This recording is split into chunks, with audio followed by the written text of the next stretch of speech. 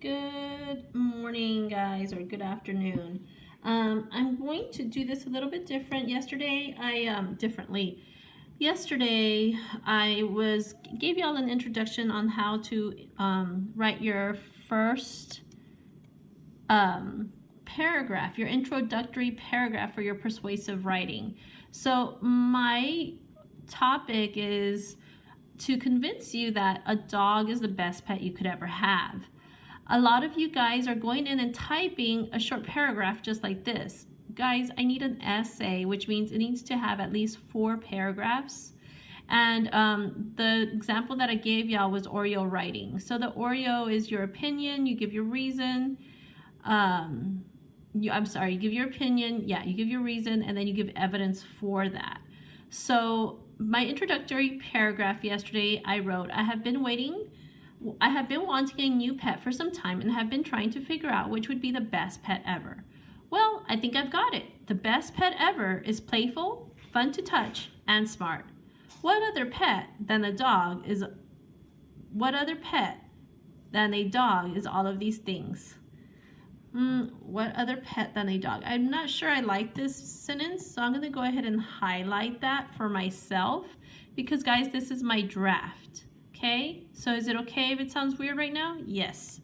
Okay, so the 3 reasons that I gave is that it's playful, fun to touch, and smart. So I am going to start with my first reason. I press tab to indent the first paragraph.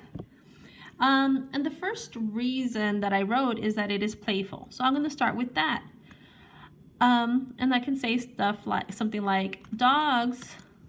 Oh, let me take off the highlight. Dogs are so fun to play with. Exclamation mark. And I'm going to go ahead and give them, that's my reason. I'm saying that dogs are fun to play with. Now I'm going to give evidence. The evidence that dogs are fun to play with is, for example, dogs are so fun to play. For example, as soon as their master or owner walks in the door, dogs, and I put comma, dogs will wag their tails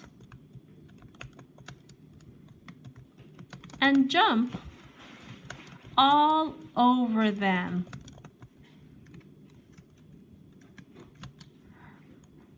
Ruff. And I'm going to bark. I'm going to use some onomatopoeia. Ruff. Ruff.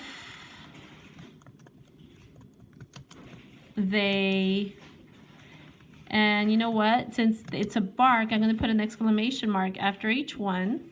Each ruff. Is that a bark? Ruff, ruff. They jump. They jump all over you until you go to the back yard and throw a ball. And what do they do when you throw the ball? And I'm going to put dot, dot, dot. That's right. They run and fetch it. Guys, how do you think you feel when your dog runs and fetches the ball and brings it back to you? A huge smile. It makes me so happy. So I'm going to go ahead and write that. That's right. They run and fetch it. It brings their owners such joy. And one of the things about writing, persuasive writing, is that you have to think about what the person that's arguing with you will say And so you want to argue back. Even though they're not saying it, you're going to argue back with it. So I'm going to say, some might say that dogs can be too needy, and you may not want to play as soon as you get home from work. But I say, what can bring you more joy than to have someone waiting for you and ready to play? See, so you're already thinking about what the other person might say, that they think that, you know, dogs can be too needy, but you say no, they're not too needy because they bring you joy. So you put that point in there, okay? So you want to finish it up. So now I gave my reason, dogs are fun to play with. I gave evidence, they jump all over you and they want to play fetch, not chess, fetch, okay? And now I'm going to, opinion, reason, evidence. Now you want to close it up. But I say, what can bring you more joy than to have someone waiting for you and ready to play? Okay, and that's actually a good conclusion right there. Okay, then my next reason, you would start there. So my next reason is that they are fun to touch. So I can say something like, not only are they fun to play with, you want to transition to the new paragraph. Not only are they fun to play with, comma, but they are super